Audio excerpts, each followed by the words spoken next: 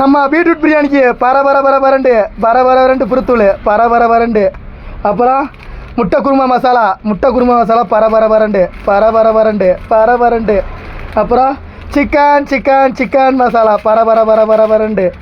அப்புறம் மல்லித்தூள் பரபர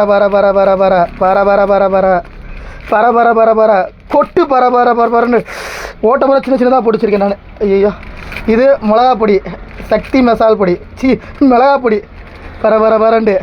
அப்புறம் சாம்பார் பொடி. பீட்ரூட் பிரியாணியா இது?